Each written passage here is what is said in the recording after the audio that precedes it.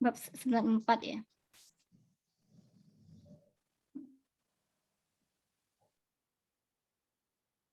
Kalau S3 kan diarahkan ke pengembangan. Iya, menghasilkan produk.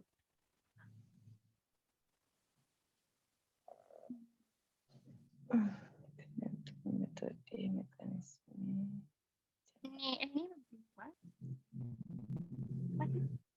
oh, langsung 95.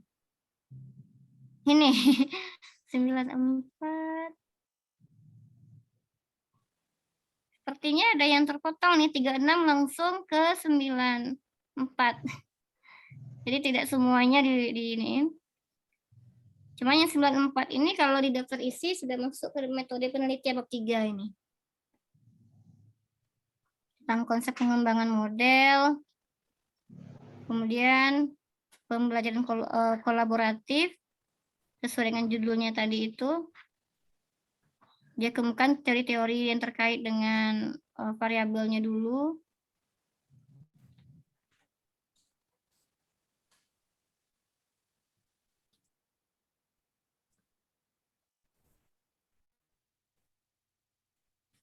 Mekanisme pembelajaran, ada perencanaan pembelajaran. Ini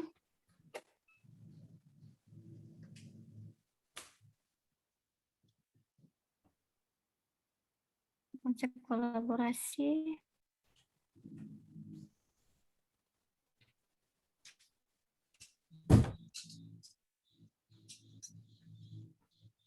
Metodologinya belum kelihatan ya.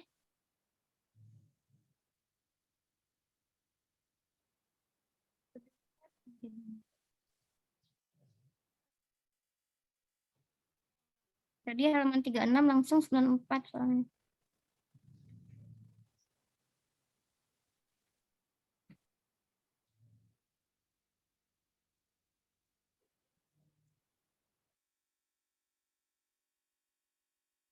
Nggak nampak, Atun? Masih teori kayak ini, Bu. Ini masih teori kayaknya.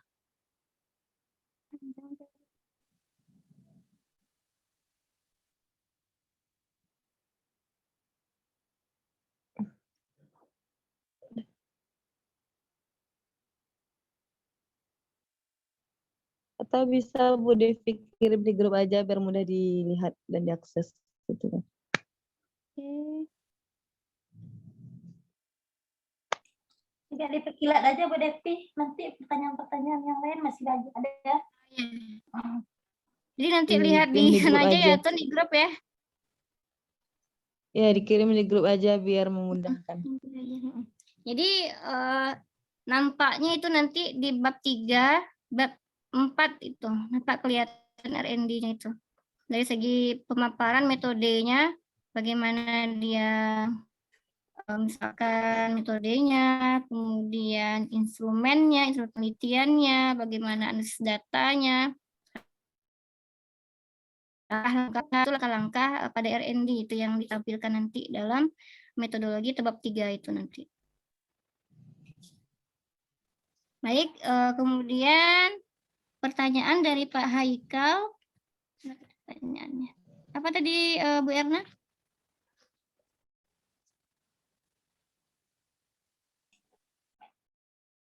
Untuk kalau R&D itu adalah bertujuan untuk menyempurnakan produk yang ada. Maksudnya bagaimana Makalah? Apakah R&D sudah dipakai sebelumnya lalu disempurnakan atau bagaimana? Itu mungkin penjelasannya. Iya.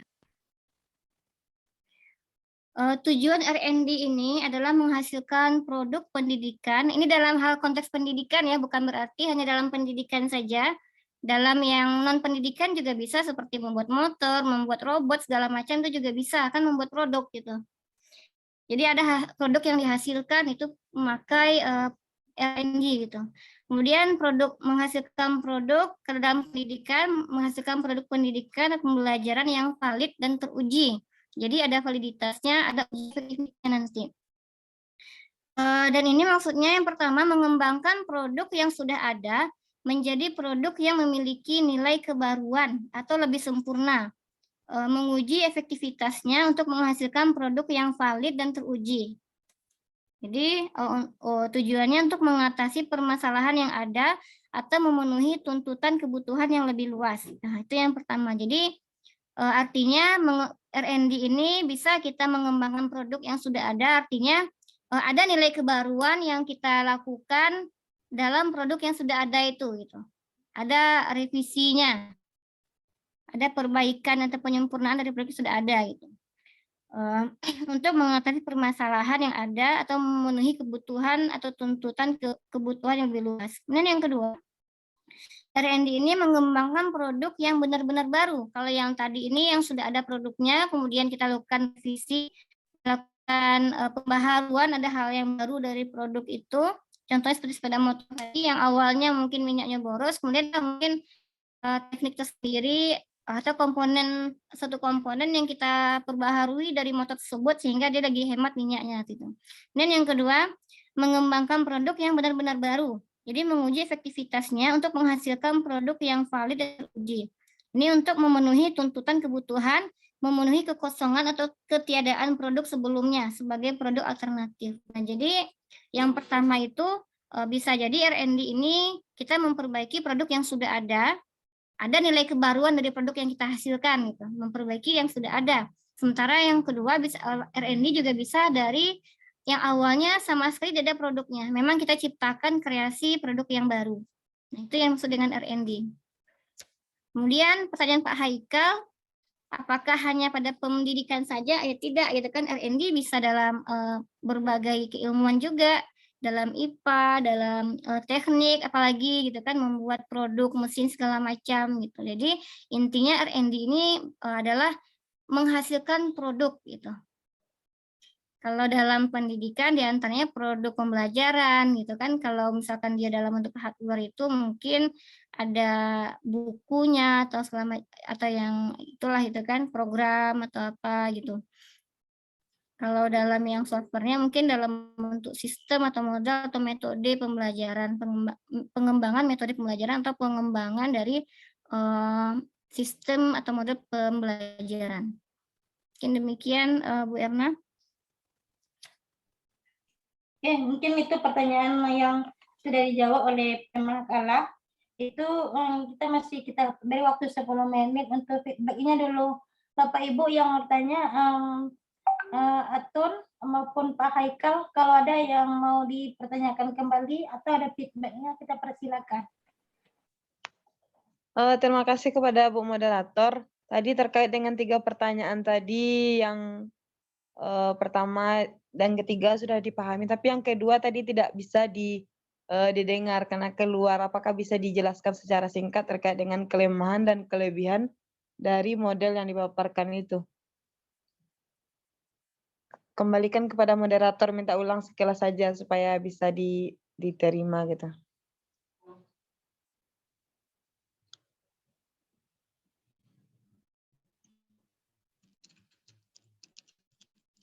Mungkin bisa langsung ditanggapi oleh Bu Devi Faiza. Silakan Bu.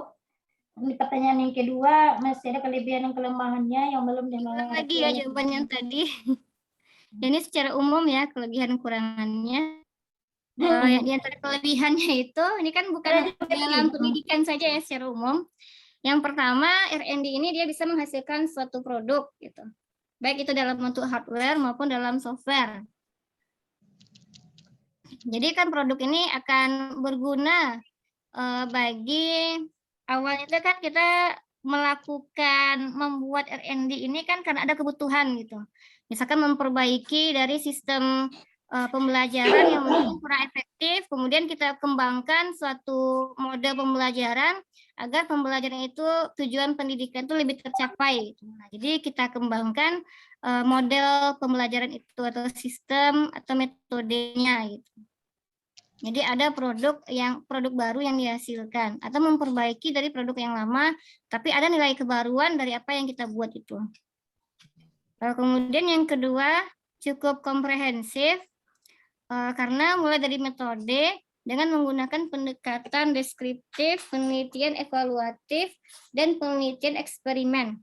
Atas dasar inilah setidaknya hasil penelitian dapat benar-benar berkualitas. Karena kalau kita lihat tadi ya, banyak langkah-langkah yang dilakukan gitu kan, dari perencanaan, kemudian setelah dibuat ada revisinya, kemudian validitasnya, setelah diuji validitas, validitas ada bagaimana merancang, memperbaharui produk tadi atau merevisi produk. Setelah direvisi itu ada lagi uji efektivitasnya gitu, panjang prosesnya sehingga cukup komprehensif. Kemudian yang ketiga, mampu mengatasi kebutuhan yang nyata dan mendesak. Nah, jadi tujuan dibuatnya R&D ini tentu ada tujuan-tujuan yang diperlukan sesuai dengan kebutuhan. Kemudian yang keempat, secara bisnis dia mendapatkan keuntungan finansial bagi bisnis karena produk dan layanan unik yang dihasilkan dari proyek R&D yang sukses dapat membawa keuntungan finansial bagi bisnis. Hal ini biasanya dilakukan dengan menghasilkan aliran pendapatan baru atau pendapatan yang meningkat. Selain itu, R&D juga dapat menarik calon investor baru ke bisnis gitu. Nah, kalau kita punya perusahaan, ada produk baru, biasanya kan menarik calon investor gitu. Kemudian selanjutnya keunggulan kompetitif. Melalui R&D, seorang pengusaha dapat mengembangkan keunggulan atas pesaing bisnisnya. Pengembangan produk dan layanan baru juga dapat menghasilkan kekayaan intelektual baru untuk bisnis yang selanjutnya dapat memberikan keuntungan secara finansial. Kemudian pendanaan, melakukan R&D ini dapat memiliki implikasi biaya untuk bisnis kecil, namun R&D juga dapat menawarkan banyak peluang bagi bisnis untuk mencari inovasi sektor publik, hibah, penelitian, dan pengembangan atau bahkan pendanaan untuk inovasi. Kemudian reputasi, terlibat dalam R&D dapat membantu pengusaha memperkuat merek dan reputasinya.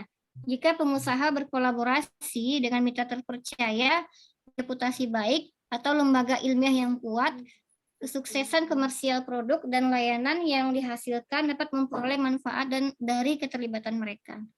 Adapun kelemahannya, karena ini langkahnya cukup panjang, karena membuat produk, kemudian ada revisinya, ada validitasnya, segala macam itu butuh waktu yang cukup relatif lama. Apalagi kalau memang sampai selesai ya, sampai ke uji efektivitas itu, sampai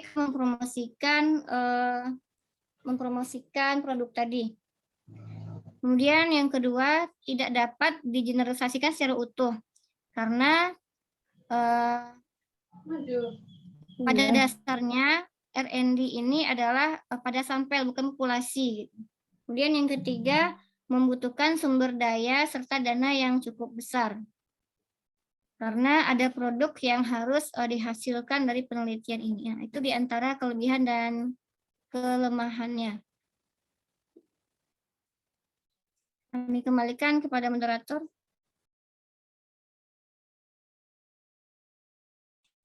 Mungkin itu jawaban dari Bu Kalah.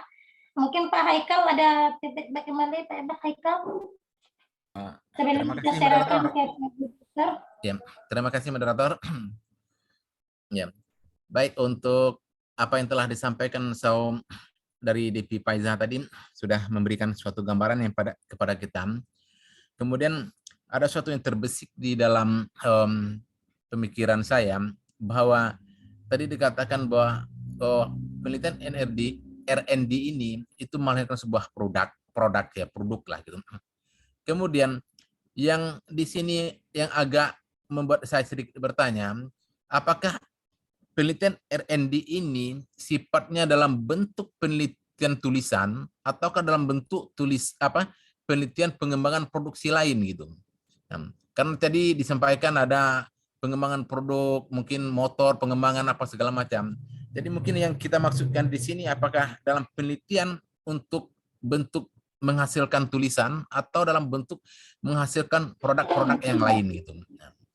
Jadi mungkin itu yang agak sedikit timbul pertanyaan. Mungkin yang lain saya pikir sudah jelas. Mungkin itu aja moderator. Terima kasih. Langsung dijawab moderator boleh? Oke, langsung silakan kepada Bu Depi. Iya, penelitian ini tentu penelitian yang dibuat dengan tulisan gitu kan. Ada langkah-langkah yang harus dilakukan gitu. Kalau seperti yang motor tadi itu kan contohnya gitu. Nah, tentu ada langkah-langkah yang dilakukan sehingga ada perbaikan terhadap produk motor dan segala macamnya tadi itu. Contoh kayak Habibie kan ada langkah-langkahnya. Itu digunakan dengan langkah-langkah R&D kayak gitu. Sementara dalam pendidikan tentu itu dalam bentuk tulisan. Tapi tulisan itu kan nanti akan menghasilkan produk gitu. Kalau nanti mungkin dia orang teknik, ada produknya, misalkan kayak robot bisa seperti ini gitu kan, atau produk-produk yang lainnya. Di samping tulisan yang memang harus dia buat seperti skripsi, tesis atau disertasi gitu. Dalam skala pendidikan ya gitu. Mungkin demikian moderator, kami kembali kepada moderator.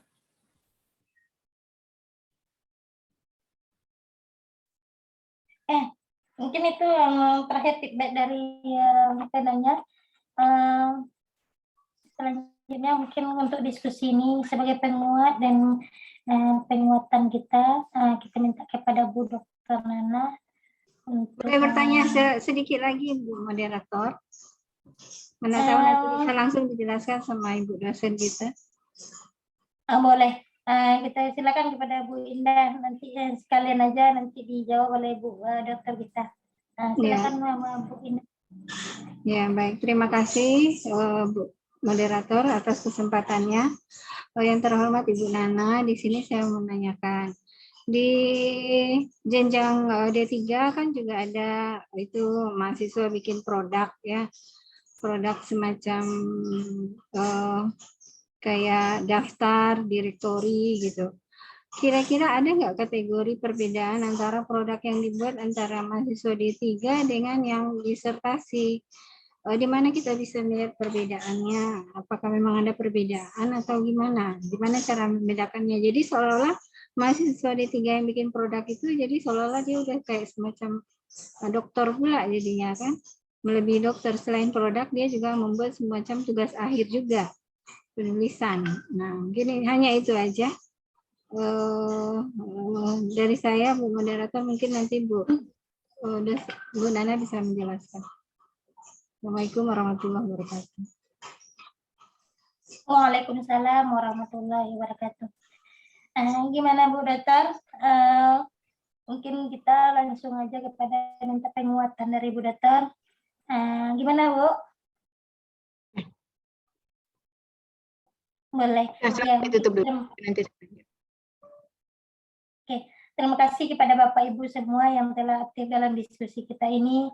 Selanjutnya kita minta penguatan dari Bu dosen pengampu mata kuliah kita ini kepada Bu Dokter. Kita persilakan waktu dan tempat. Baik, terima kasih Bu Erna Yenti. Boleh saya dijadikan host atau co-host biar bisa share screen? Sudah Bu, sudah. Sudah. Nah, baik, Bapak Ibu semua, bismillahirrahmanirrahim. Assalamualaikum warahmatullahi wabarakatuh. Nah, jadi pada materi kita pada siang ini, yaitu tentang penelitian pengembangan. Jadi, makanya saya bilang tadi waktu tidak akan cukup kalau 2 makalah. Penelitian pengembangan ini banyak sekali yang akan kita bahas gitu ya. Tadi baru 2 jenis model pengembangan yang dibahas oleh pemakalah tadi, model Bock and Gall dan model Sugiono. Masih ada model 4D, 4D itu 4D. Kemudian ada model EDI, kemudian ada model Plum, ada model apa lagi? Ya banyak. Jadi tidak hanya Bock and Gall, kemudian Sugiono yang telah dibahas oleh Bu Devi tadi, masih banyak lagi gitu. Nah, misalnya model EDI. EDI itu singkatan dari analisis, design, development, implementation, kemudian evaluation. EDI, A-D-D-I-E. Nah, kemudian apalagi bedanya? Kalau tadi ada pertanyaan apa kelebihan dan kekurangan dari 2 model tadi gitu ya. Nah, ini masih banyak lagi model gitu. Jadi kita bisa mengkajinya spesifik dari macam-macam model tersebut untuk apa gitu. Misalnya EDI pakarnya dari siapa, kemudian dia waktu membuat model EDI ini untuk apa gitu. Untuk sosial kah, kemudian atau untuk MIPA kah gitu.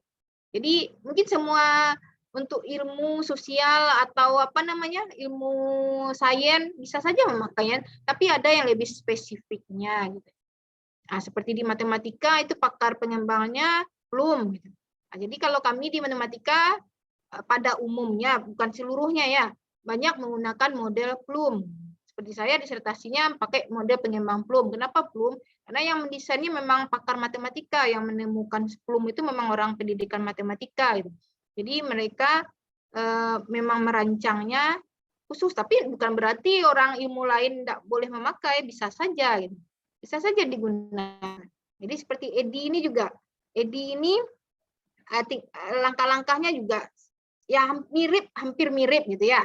Nah, kita lihat 4D. 4D itu define, kemudian design, develop, disseminate atau penyebaran. 4 langkah. Jadi namanya saja 4 langkah, tapi setiap langkah itu ada lagi anak-anak langkahnya gitu. Misalnya langkah define. Define itu ada 4 lagi kegiatan dalam define. Kemudian desain, ada lagi 3 langkah misalnya. Kemudian develop, apa saja langkah yang dilakukan ketika develop. Jadi kalau masing-masing D itu ada 3 langkah, berarti 3 kali 4 ada 12 misalnya. Oh, kenapa Sugiono 10 langkahnya? Gitu. Karena Sugiono setiap langkah itu sudah dijadikannya per nomor 1, 2, 3, 4. Jadi tidak langkah-langkah besar lagi. Jadi tidak ada lagi langkah dalam anak-anak langkahnya itu. Gitu. Makanya Sugiono membuat langkahnya itu ya detail per 1, 2, 3, 4 sampai 10. Bukan berarti langkah yang 4D yang hanya 4 langkah itu tidak lengkap. Cuman dia membuatnya secara umum. Event. Itu apa saja langkah-langkahnya. Termasuk dari beberapa langkah yang ada dalam kegiatan dalam Sugiono misalnya. Jadi Bapak Ibu tidak bisa menjudge mana yang lebih baik, mana yang kita tidak bisa menjudge seperti itu ya. Kita pelajari semua modelnya, bukan berarti langkah 4D itu hanya 4 langkahnya, tidak. Satu langkah itu ada terdiri dari 3, kalilah 12. Misalnya terdiri dari 3.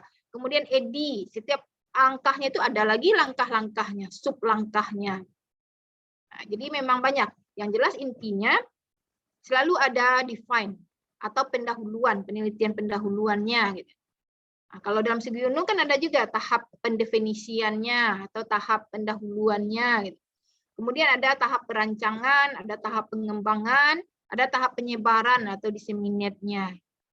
Nah, cobalah Bapak Ibu bandingkan beberapa langkah dalam model pengembangan tersebut. Mereka mirip, cuman ada di masing-masingnya menonjolkan ciri khasnya masing-masing. Mungkin kalau bidang teknik, apa yang lebih cocok modelnya?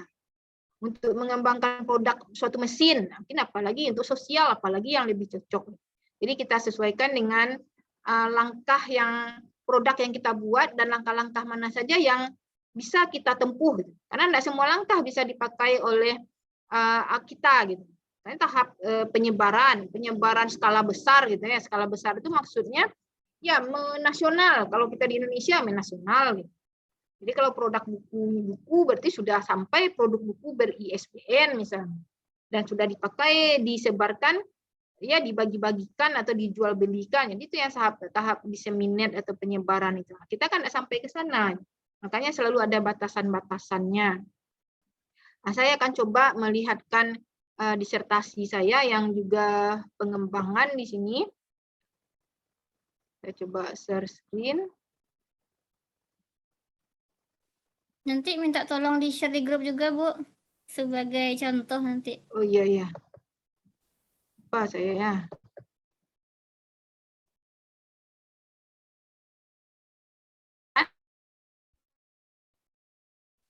Masih proses, Bu? Belum? Udah. Ada. Jadi ini saya S3-nya 2011 ya, sekarang udah 2022, berarti udah 11 tahun yang lalu. Jadi Bapak Ibu silakan buat yang jauh lebih baik dari ini. Ini sudah 11 tahun yang lalu. 2014 buatnya ya, berarti udah 8 tahun yang lalu. Jadi saya mencontohkan ini bukan untuk Bapak tiru, Bapak Ibu tiru ya, tapi harus lebih baik dari ini. Karena kalau sudah 8 tahun yang lalu, berarti sudah banyak sekali ada hal-hal yang karena waktu itu pengembangan masih baru, di UNP pun masih baru waktu itu. Nah, sedangkan di UIN kita saja baru 3 atau 4 tahun terakhir ini yang baru muncul penelitian R&D gitu. Nah, jadi tentunya silakan Bapak Ibu lihat atau kritisi apa kelebihan dan kekurangannya ya. Karena saya sudah melihat kalau sekarang saya akan membuat disertasi seperti ini tidak akan seperti ini lagi gitu. Karena saya tahu di mana letak kelemahan-kelemahannya, mau saya perbaiki ya. Ini kan saya masih namanya juga masih belajar ya, segini bisanya ya. Tapi saya lihat disertasi-disertasi teman-teman yang lain, mahasiswa-mahasiswa saya yang lain di S3, ya karena saya pasti pinjam filenya ini, ya seperti ini aja dibuatnya, ini tidak ada pembaharuan. Makanya kadang saya malas juga memberikan contoh-contoh itu. Jadi ini aja dibuat, jadi tidak ada inovasinya gitu. Kayak benar persis ini aja ditiru. Nah, jadi ini judulnya. Jadi silakan nanti Bapak Ibu kembangkan. Ini pengembangan model pembelajaran kalkulus berbasis kontekstual di perguruan tinggi. Nah, jadi ini maksud level disertasi itu di perguruan tinggi. Jadi tidak hanya di kampus UIN Imam Bonjol Padang saja, tidak hanya di Bukit Tinggi saja, terserah dimanapun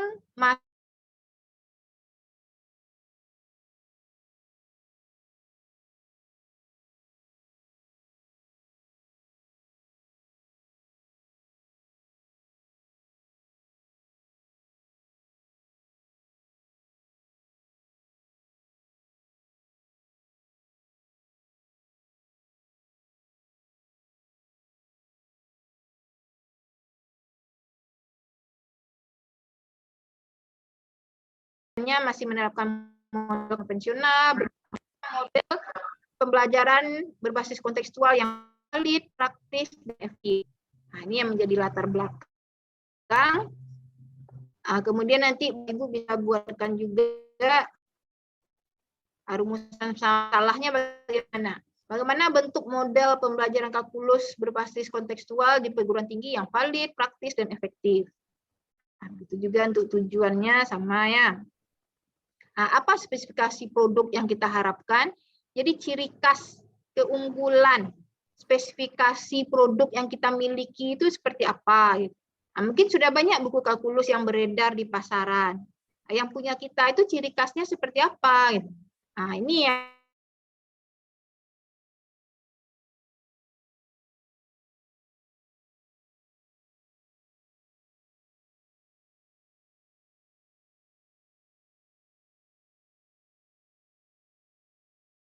reaksi, sistem dukung, efek instruksional, dan penyiringnya. Semuanya ini harus berbasis kontekstual. Nah, itulah yang model tadi, model yang akan kita kembangkan tadi. Nah, nanti produk kita yang akan kita buat apa saja, nah, itu yang saya buat itu adalah buku rasional, kemudian buku pedoman kerja dosen, PKD, dan buku pedoman kerja mahasiswa, atau PKM.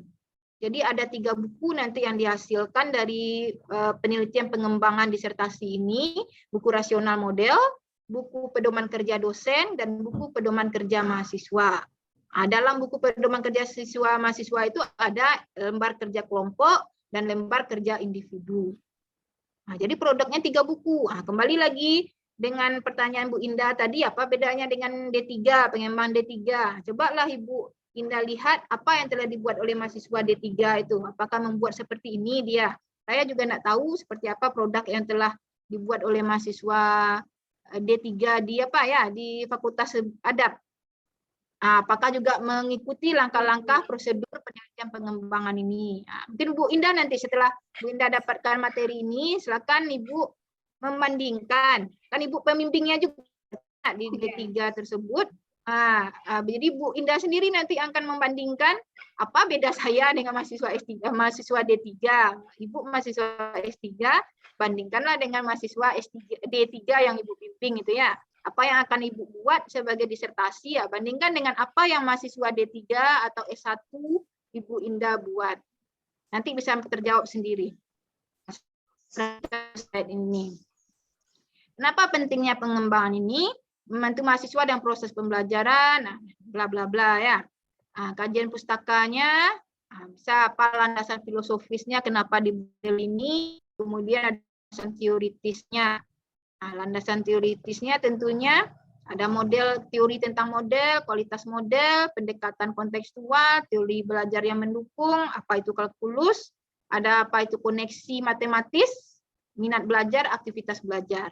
Jadi dari aspek kognitifnya saya melihat kemampuan koneksi matematisnya, aspek afektifnya saya melihat minat belajar, dan untuk psikomotornya melihat aktivitas belajar. Penelitian relevannya ada beberapa yang saya kutip di sini. Itu nanti kita tampilkan ya, Bapak Ibu. Buatlah penelitian relevan yang mendunia, tidak hanya di Sumatera Barat atau tidak hanya di Indonesia saja, atau yang level disertasi. Bapak Ibu lihat di sini saya mengutip, malah tidak ada mungkin yang dari Indonesia. Ini Peng Lase ini dari mana ini? University Calculus, kemudian dari Crosshair 2010, malah tidak ada yang dari Indonesia dikutipnya. Ada beberapa, cuman tidak saya tampilkan di sini. Itulah beda disertasi dengan D3 atau S1, S2 tadi ya. Dari kajian teorinya, dari penelitian relevan yang dikutip, dari artikel-artikel yang juga dikutip. Seperti apa kerangka konseptualnya? Masalah. Apa permasalahannya? Ini sudah saya tuliskan, silakan dibaca. Bagaimana pemecahannya? Kenapa perlu dikembangkan model MTI? Apa hasil yang diharapkan? Hasil yang diharapkan itu tersedianya model pembelajaran kalkulus berbasis kontekstual yang valid, praktis, dan efektif. Nah, ada hipotesis. Kemarin kita juga sudah belajar apa itu hipotesis. Kenapa di pengembangan muncul hipotesis? Hipotesis ini muncul karena kita ada uji efektivitas. Uji efektivitas itu saya melakukan penelitian eksperimen. Jadi karena penelitian eksperimen berarti ada kelas kontrol dan kelas perlakuan, kelas eksperimen dan kelas kontrol. Makanya ada hipotesisnya, yaitu terdapat perbedaan kemampuan koneksi matematis antara mahasiswa yang pembelajarannya menerapkan model MPK-BK dengan yang menerapkan model konvensional. Jadi ada penelitian kecil, penelitian kecilnya eksperimen. Dalam penelitian besarnya adalah R&D tadi. Jadi untuk menguji keefektifan, kita melakukan uji eksperimen. Jadi ada dua jenis penelitian dalam penelitian ini. Nah, kemudian metode penelitiannya adalah educational decision research dengan jenis development studies. Kenapa development studies? Karena kita mengembangkan dalam konteks pendidikan di sini, bukan konteks di perusahaan atau mesin dan lain sebagainya ya. Kita dalam konteks pembelajaran di sini. Ini tahap pengembangan model Plum ini. Ini yang model Plum yang sumber Plum. Yang tahap pertamanya itu katanya kan cuma 3 tahap di sini. Tapi langkah itu anak-anak langkahnya. Langkah pertama itu tahap penelitian pendahuluan. Istilahnya preliminary research. Dalam preliminary research itu ada 3 langkah. Apa langkah pertamanya? Analisis kebutuhan dan konteks. Dalam analisis kebutuhan dan konteks ini ada lagi 2 langkah. Kemudian langkah selanjutnya masih dalam tahap pertama, tahap besar pertama, ada review literatur, ada pengembangan kerangka konseptual dan kerangka teori. Jadi kalau kita pakai rumusnya Sugiono tadi ini sudah 3 langkah ini kan. Kalau kita buat nomor ini 1, 2, 3, 4, 5, 6, 7, 8, 9, 10. Udah 10 juga langkahnya sebenarnya. Cuman dipilah-pilahnya menjadi langkah-langkah besar. Kemudian langkah kedua itu prototyping phase. Jadi dalam tahap prototyping phase ini ada mendesain prototype, ada evaluasi formatif, kemudian ada revisi, kemudian tahap penilaian. Pada tahap penilaian ini adalah evaluasi sumatifnya. Inilah langkah-langkahnya. Jadi kalau kita kasih nomor satu persatu, ini juga 10 ini. Bagaimana bentuk gambar pelaksanaannya ini nanti, ini Bapak Ibu bisa lihat setiap langkah itu ada beberapa langkahnya. Ada penelitian pendahuluan, tahap prototipe, tahap penilaian. Ini sintaks kerjanya. Jadi kalau pakai komputer kita ini alur yang harus diikuti. Kalau sudah valid, apa yang dilakukan? Kalau tidak valid, apa yang dilakukan? Kalau tidak praktis, apa yang dilakukan? Diulang lagi uji praktikalitasnya. Kalau sudah praktis, apa yang dilakukan? Nah, sehingga nanti terbentuk model MPKBK yang valid, praktis, dan efektif. Nah, inilah tahap pengembang model pembelajaran kalkulus berbasis kontekstual. Nah, ini langkah yang dilakukan dalam disertasi ini ringkasannya. Nah, kemudian subjek uji coba produk. Nah, ini uji coba produk ini dilakukan pada mahasiswa jurusan Tadris Matematika, FTK. Kemudian jenis datanya ada data kualitatif, ada data kuantitatif. Kualitatif didapat dari wawancara, hasil diskusi, observasi, dan data kuantitatif didapat dari tes, kemampuan koneksi matematis, dan angket. Kemudian ini juga langkah-langkah instrumen penelitian. Nah, setiap langkah ini, yang seperti ditampilkan di slide sebelumnya, ada instrumennya. Jadi apa yang kita kerjakan itu ada instrumennya atau alatnya. Nah, jadi kalau kita ingin melihat analisis kebutuhan dan konteks, berarti instrumennya apa? Soal tes awal kemampuan, format wawancara dengan guru, dengan dosen, dengan mahasiswa, lembar validasi. Kalau untuk validitas, berarti instrumennya lembar validasi buku, lembar validasi buku PKD, buku dosen, buku mahasiswa, dan buku rasional. Untuk praktikalitas ada lagi instrumennya. Jadi semua apa yang kita lakukan itu ada instrumennya, dan itu harus tercatat, terdokumentasi. Nah, seluruh instrumen, kecuali instrumen untuk penelitian pendahuluan, itu divalidasi. Nah, saran dan validator tersebut digunakan sebagai landasan penyempurnaan atau revisi instrumen penelitian. Nah, inilah hasil dan analisisnya. Nah, inilah tahap-tahap pengembangan itu, apa tahap penelitian pendahuluan, apa yang dilakukan. Nah, ini yang telah dilakukan, menganalisis tujuan dan isi mata kuliahnya, menganalisis karakteristik mahasiswanya. Nah, ini teori-teori yang dipakai, apa saja teori yang kita pakai untuk mengembangkan model tersebut. Nah, bagaimana desainnya? Ini ada. Ini yang katakan model itu. Suatu model itu terdiri dari sintaks. Nah, ini sintaknya apa? Kemudian ada prinsip reaksi, ada sistem sosial, ada sistem pendukungnya, ada dampak instruksionalnya, ada dampak pengiringnya. Nah, jadi model inilah yang pertama kali kita buat.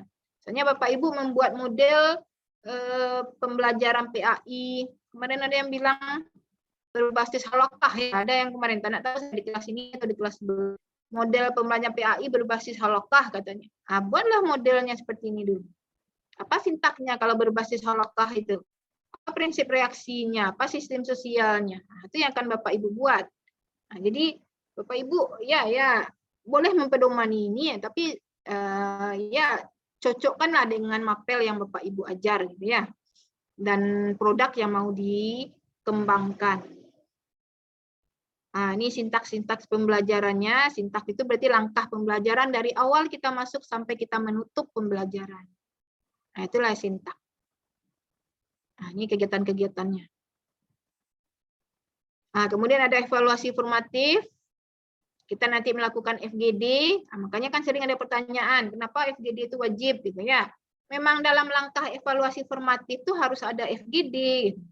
Jadi bukan dosennya membuat-buat gitu ya, memperbanyak jalan Bapak Ibu gitu, bukan. Nah, ini dalam tahap evaluasi formatif itu desain prototipe evaluasi formatif TESMER, yaitu penilaian pakar, expert review, fokus group discussion, baru uji lapangan terbatas. Jadi dalam tahap evaluasi formatif itu memang ada FGD di dalamnya. Setelah kita lakukan validasi ke expertnya, expert review-nya, baru kita undang para validator tersebut, para expert tersebut, kemudian para dosen yang menggunakannya, praktisinya, dan beberapa mahasiswanya untuk dilakukan FGD, fokus di group discussion, membahas apa kekurangan, apa kelemahannya, bagaimana baiknya, dan lain sebagainya. Jadi banyak yang akan didiskusikan, sehingga dapat titik temu bahwa produk kita itu memang sudah valid dan layak untuk tahap selanjutnya, itu tahap praktikalitasnya. Nah, kemudian inilah nanti kita setelah dinilai oleh para validator, kita hitunglah rata-ratanya, masuk kategori valid atau tidak validnya, valid atau sangat valid. Kemudian apa argumentasi yang mendukung hasil uji validitas. Itu juga harus kita jabarkan sesuai dengan teori yang ada. Nah, jadi tidak asal kita bilang valid-valid saja, harus juga berdasarkan teori. Kenapa dia dikatakan valid? Nah, kemudian ada revisi. Nah, lihat di sini. Untuk memperoleh masukan dan penilaian dari praktisi dilakukan FGD. Produk yang telah valid inilah yang digunakan pada tahap ketiga penelitian, yaitu tahap penelitian, penilaian, uji praktikalitas, dan efektivitas. Jadi kalau sebelum FGD, Bapak Ibu belum boleh turun ke uji praktikalitas atau turun ke lapangannya dan uji efektivitasnya. Nah, kemudian ini hasil tahap penilaiannya, yaitu ada observasinya, ada nilai praktikalitas ketiga produk tersebut, karena produk kita 3 tadi. Nah, kemudian lanjutkanlah dengan studi yang ada, kenapa produk kita bisa dikatakan valid, praktis, dan efektif. Harus juga didasarkan teori. Teori apa yang menyatakannya, karena kita sudah memenuhi semua komponen model. Maka bisa dikatakan valid, praktis. Kemudian untuk tahap efektivitasnya, hasil observasi dia menyatakan efektif, angket minatnya 77% itu juga kategori efektif, nilai LK-nya juga efektif, soal tesnya juga kategori efektif. Nah, ini hasilnya.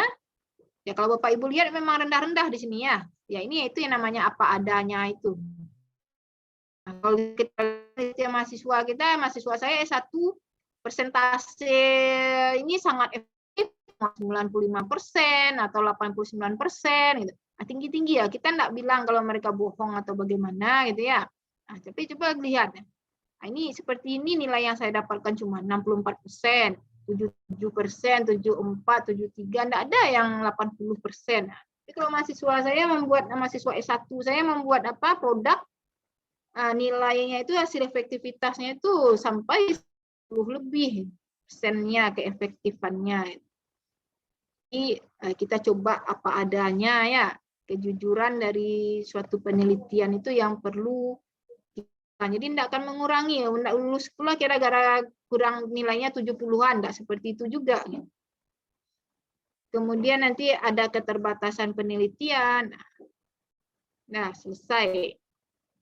Nah, ini slide-nya mungkin 43, tapi kalau Bapak Ibu lihat produknya, bayangkanlah disertasinya ada 200 halamanan, belum lampiran, kemudian buku rasional modelnya, buku pedoman mahasiswanya, buku pedoman dosennya, 3 buku. Jadi bisa habis 3 rim. Nah, itu berwarna. Nah, jadi kalau ditanya biaya, nggak usah ditanya lah. Berapa mencetaknya, berapa kali ulang mencetaknya, gitu ya. Salah sedikit. Kalau mahasiswa sekarang dicoret sedikit sama dosennya, ngambuk dia. Seakan-akan udah terbayang nih selembar ini 200. Nah, kalau berwarna 500 gitu. Nah, itu ya, Mas. Kalau saya entah berapa buah yang berapa kali coret-coretnya. Ya. Dan produknya itu berwarna. Kalau enggak berwarna itu enggak bagus dia. Karena kita melihat kemenarikannya juga. Gitu. Nah, itu ya diupahkan saja di print di tempat lain. Gitu. Nah, jadi jangan ditanya biaya ya. Jadi enggak perlu ditanya lagi. Gitu. Jadi enggak hemat, bukan apa ya. Maksudnya hemat itu ya itu memang resikonya. Gitu. Hematnya itu Bapak Ibu harus tamat 3 tahun, jadi hemat bayar SPP-nya. Jadi gara-gara dicoret itu patah semangat, kemudian istirahat pula 1 semester bayar SPP juga, tapi nggak ngerjain apa-apa, itu yang nggak hemat. Yang hemat itu biarlah kita banyak berkorban untuk membuat produknya ini itu, tapi pas tamatnya 3 tahun, itu yang hemat. Untuk memperbaiki produknya nggak perlu pelit-pelit gitu ya. Tapi untuk bayar SPP-nya pelit-pelit nggak apa-apa, jadi kita termotivasi untuk bisa tamat 3 tahun. Nah, itu kalau menurut saya yang hemat. Tapi kalau dicoret kemudian tidak diperbaiki, ya, karena banyak sekali biayanya, itu tidak hemat namanya. Itu pelit namanya. Nah, itulah tentang R&D. Nah, ini model PLOM yang saya jabarkan. Bapak Ibu bisa lihat disertasi-disertasi yang dalam tugas bedah disertasi juga sudah saya umumkan. Bisa lihat disertasi orang lain, ada model FODI, ada model EDI, ada pakai model Sugiono, ada pakai model Borg and Gall. Ada istilahnya kalau anak S1 4D tapi hanya sampai 3D gitu. Karena D yang keempat tidak digunakannya gitu. Nah, itu level L1. S1 tidak akan mungkin dia sampai ke 4D, dia hanya sampai ke 3D. Jadi modelnya model 4D yang diambil tapi hanya sampai 3D, Bu gitu. Karena tidak sampai ke tahap D yang terakhir yaitu disseminate. Ada pakai ED, hanya juga sampai D yang terakhir juga, E yang terakhir juga tidak dipakai. Nah, itu yang beda S1, S2, S3-nya. Jadi kalau S3 ya sampai langkah terakhir itu digunakan. Nah, silakan Bapak Ibu amati, lihat buku-buku pengembangan. Jadi tidak hanya 2 dari pemakalah itu saja, ini sudah 3 yang dari saya, ini saya tambahkan dengan model PLOM, langkah-langkahnya juga sudah ada. Kemudian ada model ED, seperti yang sudah saya sampaikan tadi, ada model 4D. Nah, sudah 5. Nah, carilah model-model yang lain. Kalau 4D tadi define, design, develop, disseminate. Kalau ED tadi analyze, design, development, implementation, evaluation. Jadi silakan baca karakteristik masing-masing model tersebut sehingga Bapak Ibu bisa memahami apa kelebihan masing-masing. Kita mungkin tidak mengkaji secara dalam karena kita belum pernah menggunakannya. Seperti saya hanya menggunakan PLOM gitu. Jadi kalau ditanya apa kekurangan yang lain-lain gitu ya, saya mungkin tidak tahu gitu ya, bukan tidak tahu karena tidak fokus memperhatikan itu ya. Makanya PLOM, saya tahunya hanya kelebihan PLOM gitu. Nah, kelebihannya ini ya memang cocok untuk yang di bidang matematika atau di bidang sainsnya gitu. Nah, kalau model ED mungkin